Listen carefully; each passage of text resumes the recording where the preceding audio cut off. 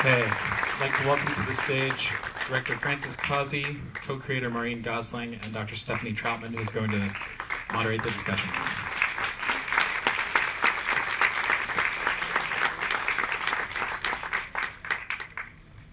I want to thank everybody for being here. This is my hometown festival.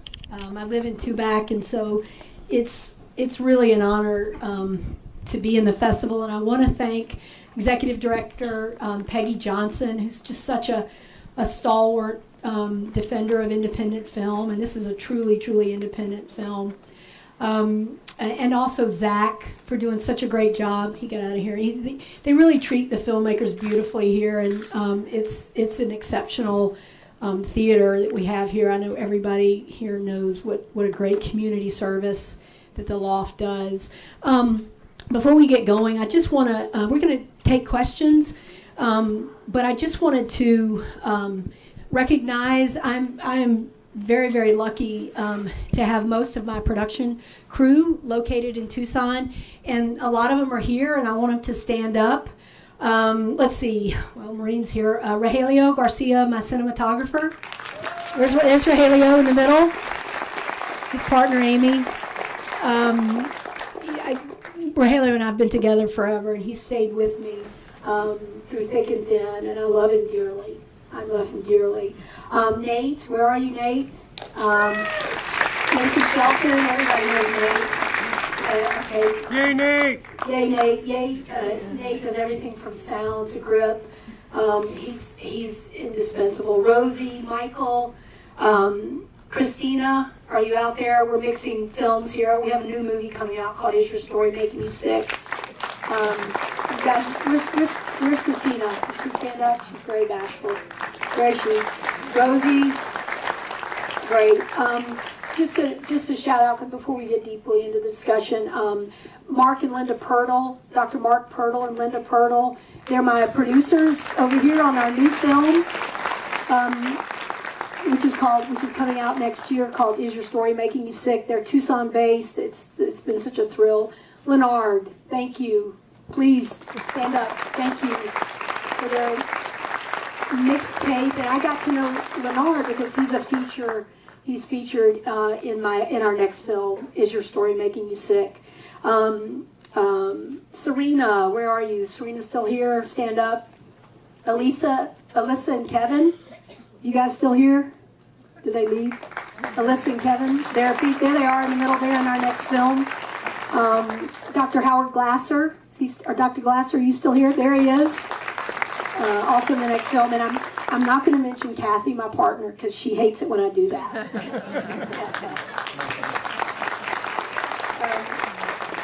And I just want to, I have so many friends and family, people. It's kind of nerve-wracking being in your hometown festival, because you guys and gals are people I see every day, and so Deb and Chris and Kathleen and all the people who came up from Tubac, I love you all dearly, and I don't know if you know how much it means to have the daily ongoing support, because it's a pretty lonely thing at times making a movie, an independent documentary. So thank you for coming and all your love and support.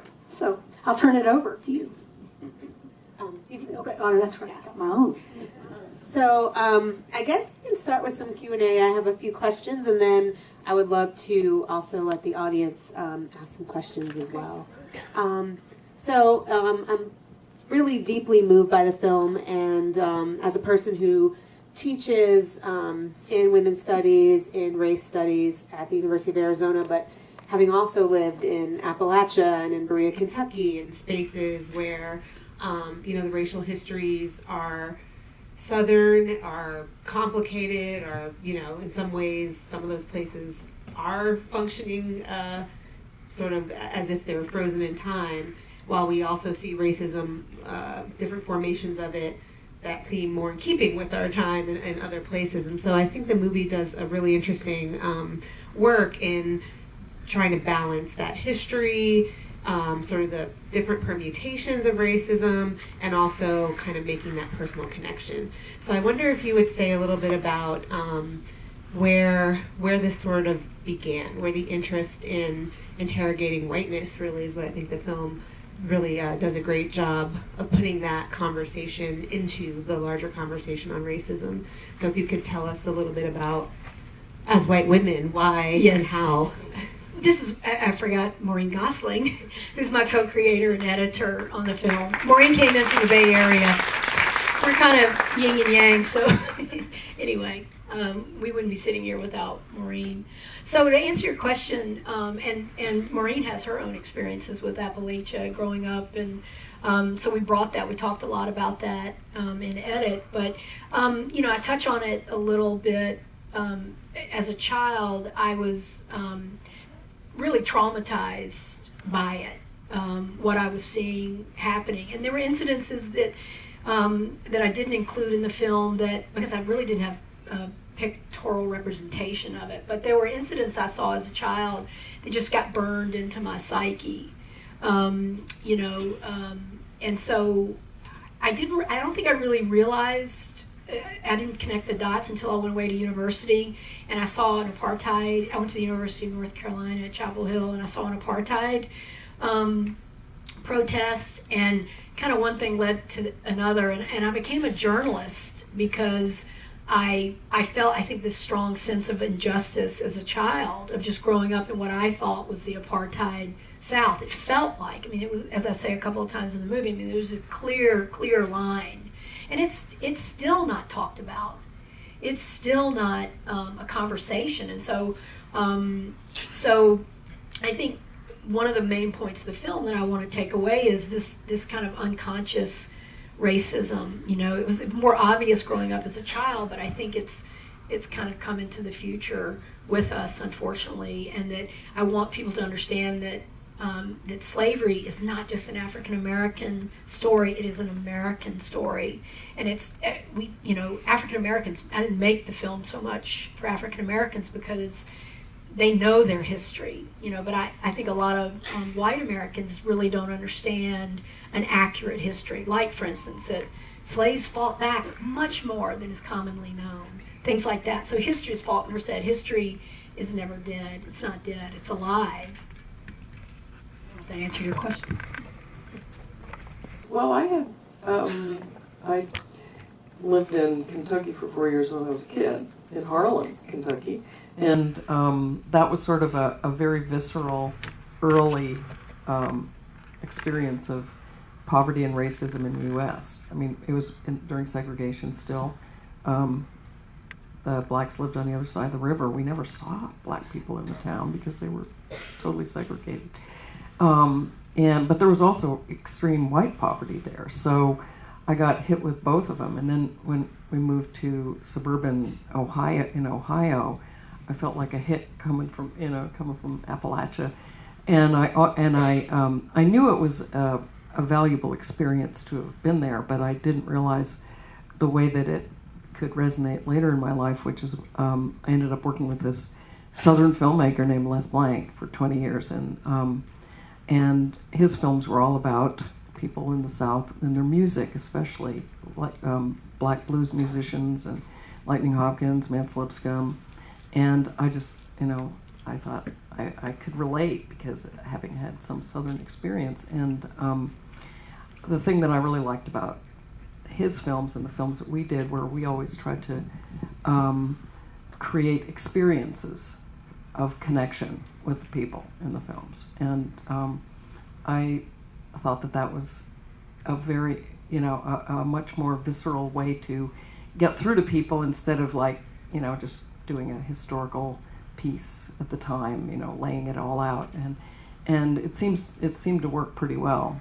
The people, and through the music especially too, and the culture that you saw in the films.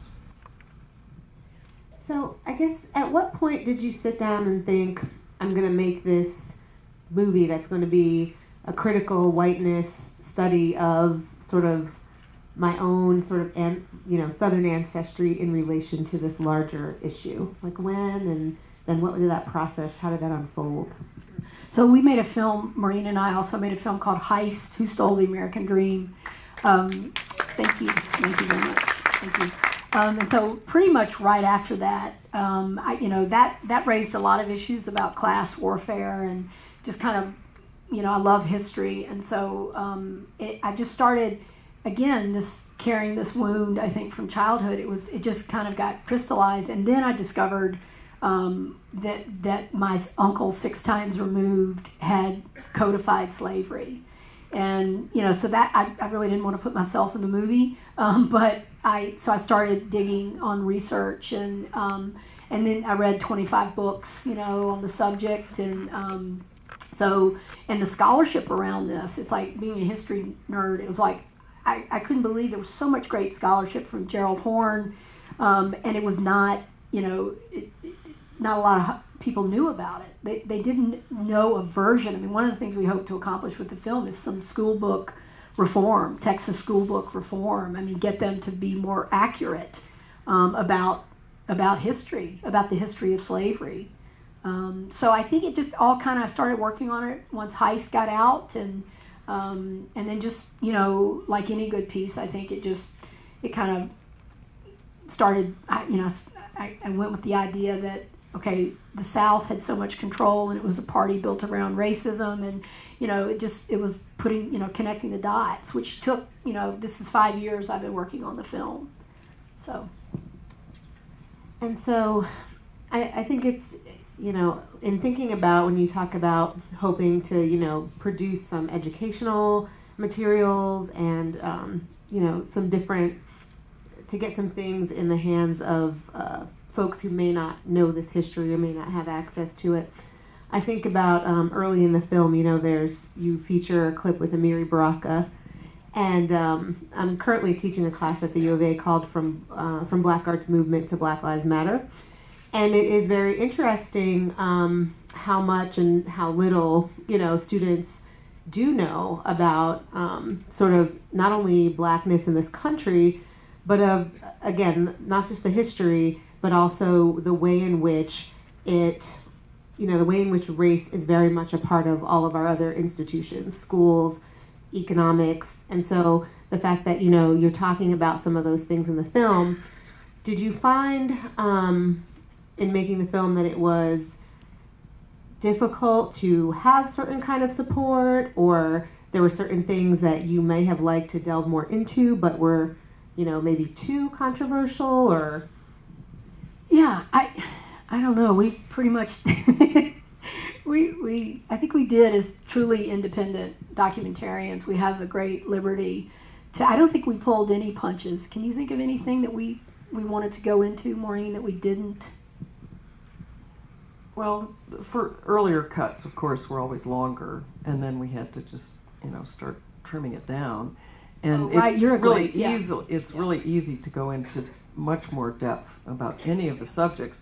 And that's the one thing that you're, the positive aspect of having a time limit is that it forces you to shrink down. But we hope that it creates interest for people to find out more.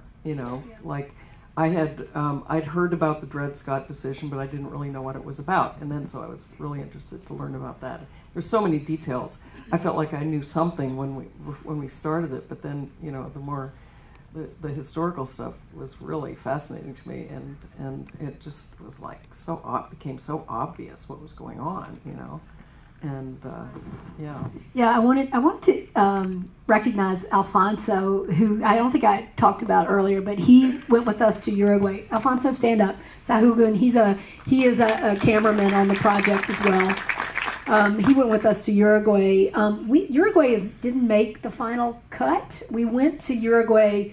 I don't know how many people know about Uruguay, but they have a very, very progressive. They formed a third party because the two parties in the country, political parties, had gotten pretty corrupt, and so they formed a third party. And they actually have a national policy of reparations. So we went there for two things. We went to shoot how they, as possibly would go into this film, look at how they have dealt with reparations and refurbishing their Afro-Uruguayan. And we did some early test, screening of the film, and people were like, "No, don't go to Uruguay. Stay in the United States because it's so intense." So that material is going to become an add-on to our, probably for our DVD version, and also a majority of the film is going to be called A More Perfect Union. So Uruguay, I thought it was a very powerful example. I thought, well, we don't have to reinvent the wheel here. Just look at, what's Uruguay done? It's possible, to use their roadmap, that this is how we might honestly make a change. But the other thing I want to point out, it's like, I love history, and I was very concerned about reaching younger people with so much history. But we've had incredible reaction from young people in the educational community to the film. But purposefully choosing historical stories like Canada and Nominee Hall, that this is a living history, that this is present with us now, I think was an important thing for me to do. But I can't think of anything that we really pulled, we just tell it like it is.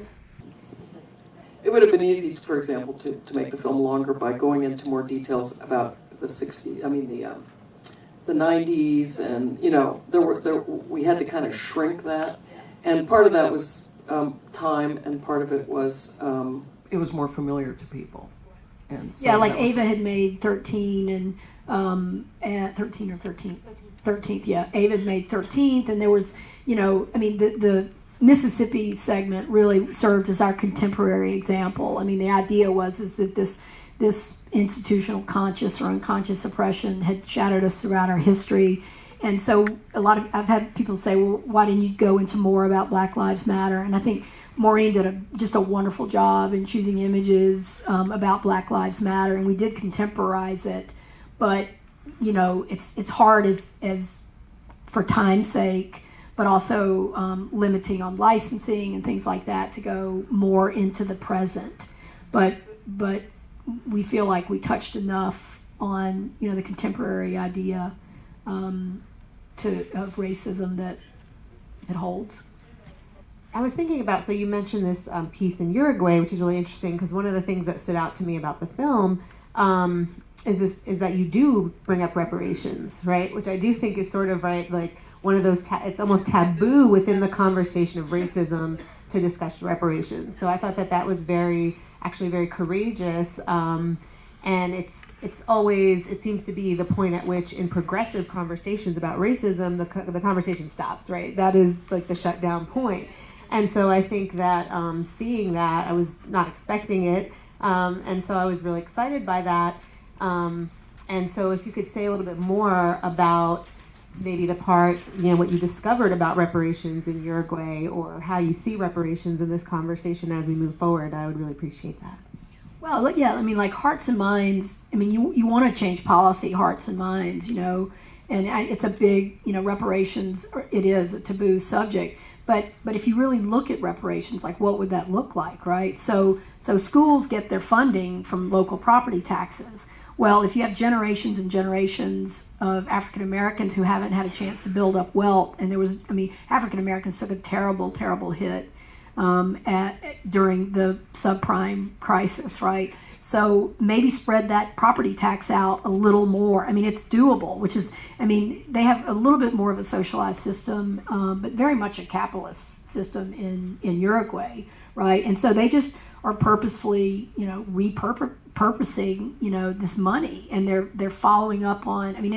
They created all these laws, and now they're implementing them, and they're very, very open and honest about it's taking a long time to implement them, right? But I think there's some things that you could do right away around property taxes and making sure African Americans, predominantly African American schools, have the resources they need. Yeah, I think that Litwack sort of says it very succinctly: education, housing, and it's really economics, of course, jobs and getting treated properly, equal pay for equal work, also reducing the prison complex, reducing it greatly, because there's so many people in there that don't need to be in there, and even when they come out, they don't have a chance, and it just magnifies it. People don't get to just rehabilitate themselves and return to life and live their lives. They are stuck with the stigmas and and not being able to vote and all kinds of horrible things. Sentencing reform, things like that. I mean, so we're doing a lot of things, and we purposefully took on the three-legged stool of the American dream, right? Housing, employment. What's the third one? Forgot. Housing, employment, education. Thank you. So, and these things are subtle, right? And so, but education. People say, "What do you hope to come out of your film?" Well, I mean, I hope my film is a means to an end in itself, in that it just changes people's attitudes or their understanding about the way things are. I mean, I left CNN because I was crazed by, you know, all the coverage of politics and the talking heads and all that. It's like I wanted to put context to the headlines, you know, just seeing negative images and stereotypes about African Americans in the media. And I'm like, there's a whole backstory to this, you know, and so hopefully, you know, the film is a start towards changing people's hearts and minds, but also policy. The one little thing I wanted to add was I edited a film called The Way Home in the 90s, and it was about 8 ethnic groups of women talking about oppression through the lens of race. And that was the first time I heard the word white privilege. And it was like, you know, it was like a bing, it's like a light went on. It was sort of like when I have fairly recent immigrant mother, you know, her father came over from Norway and her grandmother came over from Norway. So I felt like, well, I didn't have anything to do with slavery. My family hasn't been here all this time. However, I have benefited from it in being white. And so when I started to get that, it was like, okay, this is more like it, you know, then it makes it more clear about what's going on. And so just the fact that white privilege is much more in the lexicon of these times is pretty great, because when I first heard it, it was like just in small groups of people working on racial issues. And now it's pretty common for people to talk about it. And alongside of that, though, we also have that resurgence of white supremacy, as the film points out. And so I guess I wonder if you could talk a little bit about, you know, feeling these like breakthroughs maybe in your personal spaces or in the spaces of other sort of educated or more conscious folks that some of us have the, you know, get to be around, but then realizing that, you know, in the larger scheme of things, that white supremacy is, like you said, it went underground and now it has reemerged in the context of Trump and the Tea Party. And so what is it like, you know, making this film and trying to do this groundbreaking work and having that happen simultaneously? Well, I purposely did not mention Trump. We had a photo in there of some Trump supporters, and I personally believe that Trump he goes back and forth between the dog whistle, which Ian talks about, which is purposefully using language that's kind of coded towards, when he says things like, we're going to keep you safe. This is all kind of coded language to, law and order, things like that. This is pretty much coded language to appeal to what I consider about 30 to 35% of the country, possibly even more, that really believe that whites are at the top of the pecking order. And so during the campaign, he just blew that whistle loudly, and then he kind of, once he became president, he kind of went a little more underground and coded. But I didn't want to politicize the film. I didn't want people to say, oh, that's a progressive liberal film. You know, I wanted my films hopefully have a resonance of truth and appeals to people's sense of reason, and if they're willing, you know, maybe a lot of the people who should see the movie won't see it, and I hope we can reach that crowd. If you know of anybody who in this room, you know, anybody you think, you know, should see it, I hope at some point when it's available widely that, you know, they'll be able to see it. So it was tough, but the undercurrent, it was part of the inspiration to make the film was, oh my gosh, this is crazy where we are. And certainly there's outward, you know, the stuff that happened in Charlottesville, and I mean, it's just, are we going backwards, or, you know, what's happening? In some ways, I mean, it's just been horrific the last months, and all of it. But of course, it was going on during Obama because it was exactly as Litwack said, and we're seeing the fruits of that now. That, you know, people, they did not want him to succeed in anything. I mean, you can see it. They're trying to pull apart absolutely everything now. Even though it's more out there, it also means people are talking about it and confronting it. And people are learning a lot of things, I think. And there are coalitions happening, which is, I mean, I think that's one of the things that's really great, is also for people of color to feel support and realize that there are white people that are on the same page, that understand, that want to try, that are accomplices. Somebody pointed out we're not just allies, we're accomplices. And and there are two groups we're working with, Showing Up for Racial Justice, which we co-presented at Mill Valley, which is white people, you know, who want to talk to other white people about it. And then Allies for Black Lives is another group back east that I think we're going to work with. So, I guess, so in addition to, you know, talking about sort of the political piece, the educational piece, the history,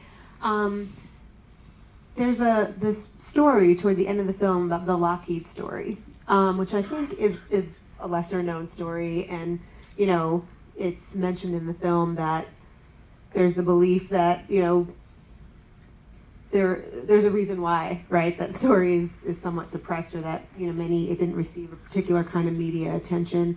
And so I wonder if you could speak a little bit about the importance of that story in the larger narrative, and I appreciate, you know, that untold history, and that has that a different impact, right? It fits in with the other stories that we've heard and the other things that are going on, but it's also, because it's a lesser known incident. How do you sort of, I guess, tell us a little bit more about that decision and how that works within the context of the narrative? Yeah, I mean, I was, you know, kind of like I say in the movie, I mean, I was just struck by just how deeply, deeply, deeply unfair and cruel, you know, Thomas's death was. And then all of the, you know, the Title VI part of it. I mean, it's like, it just struck me as symbolically, as it's like, if this guy is going to become victim, you know, and then Lockheed, it's interesting, it'll be interesting if we hear from Lockheed. We actually were shooting, and you know, they came up and said, we knew we were within our rights to be shooting there, and we heard from their PR person, and which only made me more resolved to put it in the film. But you know, it just struck me as just such a tragic example. And again, it served as this contemporary, the contemporization of our racist past following us, and you know, it was a mass shooting that was maybe in the news cycle for 24 hours. So I was struck by that. The you know, a lot of sometimes the more mundane factors play in. It's like the family was incredibly wonderful. The Bill Blair, the attorney, nobody, I wanted to cast Mr. Willis as a hero, like for coming forward the way he did. I mean, there were just so many different parts of that story that I found compelling and very cinematic. It was very challenging working with, you know, I mean, that was the best version of this after the crime scene video that we could find without kind of tipping our hand that it was going to be in the movie.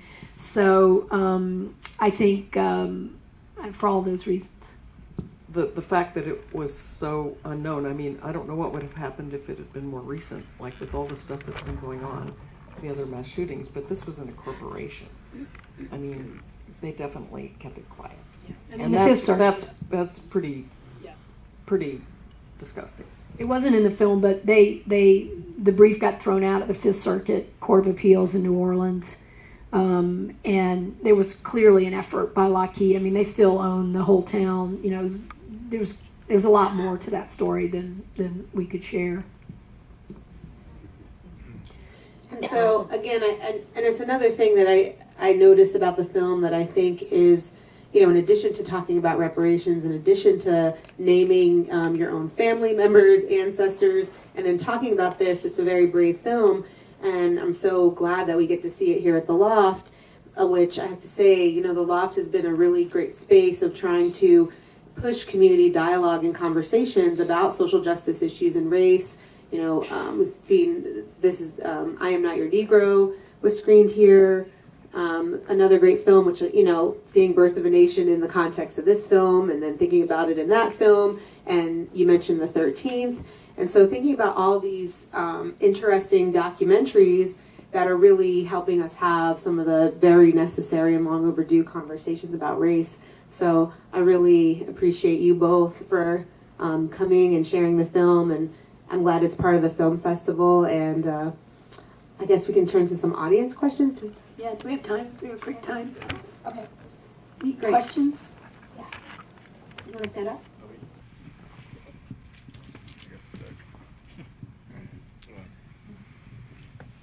So, you said you became a journalist at some point, and that kind of sparked it reminded me of a story that I had a book report, and who likes book reports, that I had to do for health class. The book that I chose was The Immortal Life of Henrietta Lacks, and the reason that sparked a reminder was because Henrietta Lacks' journalist fought just as hard as you are now for the African American, for America in general, for Henrietta Lacks. And I wasn't necessarily disappointed that you failed to mention her. I was actually rather impressed with the story. And it reminded me of that. Henrietta Lacks' story was it kind of moved me just as the book did. I didn't expect for the book to move me in that way. And so that's what I wanted to say. Thank you. Thank you very much. Anybody else? Hand in the back. Hands? Yeah, in the back. Oh, it's Ann Dalton, local filmmaker. Thanks so much. Thanks so much for making this film, Francis. And I was wondering, what distribution opportunities are you seeing at this point? So there's kind of the usual distribution, right? There's theatrical, television, video on demand, DVDs. So we're pursuing all that. You're just the second audience group, festival group. This is just the second film festival we've been in, right? So we're waiting to hear from about 30, 35 more film festivals. What else? We're gonna do it all. We'll probably do a theatrical run in LA and New York. We'll do the film festivals, the education. A lot of it is do it yourself. We never count so much on because if it is a bit controversial, will a more mainstream programmer, or will a mainstream? It's in front of Independent Lens, Point of View, HBO, CNN. We won the A&E Pitch Fest in San Francisco, in Berkeley about a year ago. We won that. We did. So A&E has it, and we're getting early on in the process, but we always include a very robust do-it-yourself, and particularly with the faith-based community and education and the educational space. We had like 4 extra screenings at Mill Valley with teachers absolutely loved the film. So eventually it'll be on Netflix and Vudu and Hulu and all of them. But right and we've had the world's largest religious broadcaster, a network called Daystar, approach us about they want to air it in their prime time slot. They absolutely love the film. Yeah. So it will, Heist is in about 50 countries now, and we hope to have the same success with this film. And we'll be going for the next 2 years, literally, the next 2 years getting the film out there. So you can always go to our Facebook page, The Long Shadow, and we're Long Shadow Doc. Please follow us on Facebook and Twitter, and we're going to have another screening Tuesday night at 7:30. over in screening room 3. So all that stuff really helps us. If you go home and talk about the film, if you give us a review, but it'll be coming to a theater soon, and also television, and we'll see. Thanks, Ann. Yeah, this lady. I just want to say thank you very much for making the film. But I also agree with you about education, housing, and employment, because I work in housing and employment, and I work with individuals who have been incarcerated and reentering society. And we really focus on these folks getting employment because it's so difficult for them. But our state just banned the box, so I'm really proud about that. But one thing I want to say about your film, and I think you were alluding to that, is that in our country, and I think Noam Chomsky here the other night said it, you can go from Boston to California and there's not much of a difference. Whereas you go to Europe and you're in 30 minutes you're speaking a different language. We have to educate folks to understand and be more open to different cultures. And your film, I just loved it so much, in the history that you gave. I really appreciate you making it. Thank you. So not a question, a comment. Thank you. Thank you. Yes, Marty. Francis, how has your neighborhood changed since you left that area? Has the segregation ended in that area? Not actually, it's probably gotten worse. Really?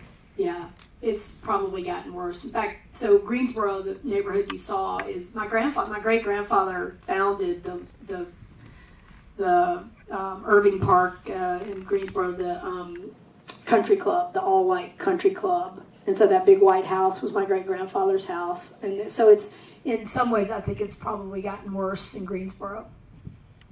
And I can say pretty much for Sally, having spent a lot of time in Meridian with her. Yeah. Oh, yes. Yeah, the young man again, Leonard's son. Anybody else over here? Thank you for bringing up education. You did say at one point that you'd like to reach the younger population as well. So that kind of beckoned me to ask, do you think it would be beneficial if this film became mandatory to watch in schools? And how would you feel if that became yes, sir. Yeah. That's a great idea. And so we're really going to, we've already started with a company called Big Picture Educational. And they're going to, they have contacts all over the school districts, all across the United States. And so they have, I really can't understate how much teachers love the film. It kind of touches on points that are difficult for them to describe. And I think one of the things we hope to do was to connect the dots for people. And so to have a conversation, to have a starting point about where, and to also have it easily understandable, where people can talk about it. And it's, once you distill it down, it's like that's when conversation starts. So we have we're gonna do one more? Yeah, one more. Yeah, I don't really have a question. I just like you're all talking about education and jobs and this, that, and the other thing. And I come from New England. I come from a place where back in the 40s, Columbia University came to my town because we had the largest multi-ethnic area. And they did this thing they called the Springfield Experiment, where that's exactly what we did. We educated in the factories, in the schools, went everywhere and told. And I was raised by a woman who was raised in that system, and she raised me that way. And I kind of grew up in a bubble where it wasn't until my mid-20s I came out and started to see it, because my first best friend was a black girl and a Puerto Rican girl, and we all just lived together in a bubble. But it's out there. It's happened before in our past, and it can happen again, and I hope we continue to move forward, and there you go. Thank you. And I don't want to limit the time of the next film. Thank you all so much. We'll be outside. Yeah, so much. Thank you. Please tell people to come see the film on Tuesday. And thank you for your questions and your thoughtful insights.